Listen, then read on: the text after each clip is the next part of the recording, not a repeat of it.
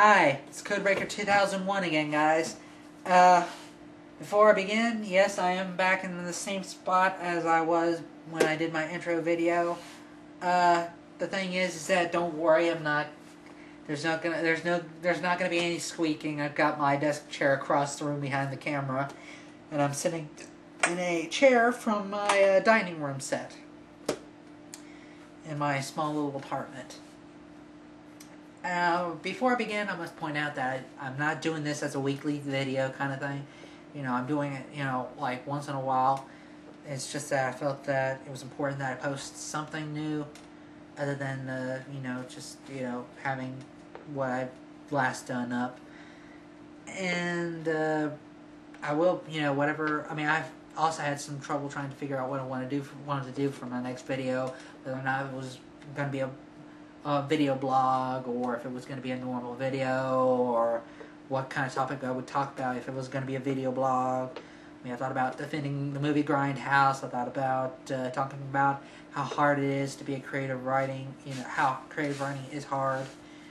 I also considered even talking about a particular topic that involves Stephen King. I won't say whether. I mean, it's not a bad topic. I wouldn't be knocking Mr. King. I admire his work just as much as anybody else does. So I decided, I figured I'd share something that that's one of my favorite things, and it's a novel that I read. This particular novel is the first and only novel thus far that I've read that I've ever read 3 times in a row. I kid you not. After I got through with it, I again, read it over again, and then did it again just for the fun of it. So this is the only novel I've read 3 times in a row. It's not a real big time novel. It wasn't on the New York Times bestseller list, and the author is not really well known, not as well known as like Anne Rice or William Goldberg or H.P. Lovecraft or Stephen King or Tom Clancy or whoever else you may come up with for a name of an author. But this particular novel is one of my favorites, and it's something I picked up by pure chance. Picked it up at a Beals outlet. I looked at the cover, I thought, God, what is this, a Czech novel? Turned around, read the back cover, and I said, okay, my interest is piqued, I'll give it a shot. Worst case scenario, I've lost only $2 out of Lord knows how many I had in my bank account at the time. Anyways, the novel is called Vivian, and it's written by Richard Hoyt. Granted, this particular copy has seen better days. It's been through a lot.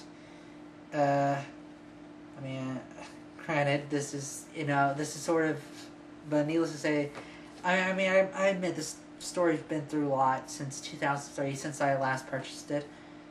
Read it 3 times in a row. I used to carry it in my pocket to work, or when I used to work at an amusement park. Whenever I went on break, I would sit down, eat lunch, and then spend like the rest of the time sitting there relaxing reading this novel. And after I moved from my hometown to where I am now, I would carry it in my backpack in hopes I ever get the feeling of needing to read a scene from it, and I would. And of course there were a couple of backpacks that I had that weren't really favorable because of the fact that when it rained, a couple of them did not protect all my stuff as I had hoped. Needless to say, this is my favorite novel, and I felt it was important to share. I'm not sure if anybody else has read this novel, but the premise of it is really, really simple. It's set in 1968 during the Vietnam War, and involves this newspaper reporter named Jim Quint, who works for the Honolulu Star-Bulletin. And he gets involved in this small private war between a army colonel named Dell Lambert and his Vietnamese wife named Vivian, who is the title character. And, of course, I will warn you, there is sexuality within the novel, and there is some cursing. So if you're under the age of 18, I highly recommend that you avoid reading this novel. But if you're 18 on up, then it's not as hard. It's really tame to 18-year-olds and on up. Needless to say, it's a very good novel. I love it, and I would love to do it as a film, but I don't think 1968 sexuality would be able to fly with the MPAA and all the other censors in the world. And anyways, if you have read this novel, Richard Hoyt's Vivian, if you have read this, please feel free to reply. I mean, I don't care if you've replied saying, "Hey, I've read it, I love it, here's why," or you reply saying, "Hey, I read it, I hate it, here's why," or "Hey, I've read it, and it could be compared to this novel, or this type of story, or this kind of author." I mean, it doesn't matter. If you replied saying that, "Hey, I've read this," then I will be happy. Because that way I would know that I'm not the only one who read this. I know there's probably someone else in the World Wide Web who has managed to find a copy of this and has read this. And I hope that at least someone who's out there has read this.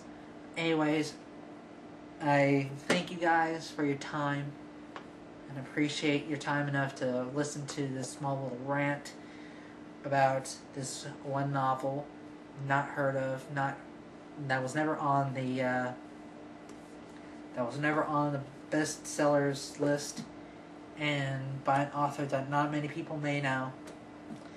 Thank you for your time, and Mr. Hoyt, if you are watching this, if you YouTube and you're watching this, I want to say thank you for writing this, for taking the time to write this novel, because it's had some influence on me.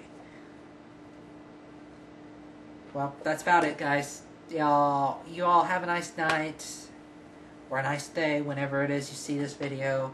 Hope everything goes well on your end of the computer screen, or in your corner of the universe. Peace.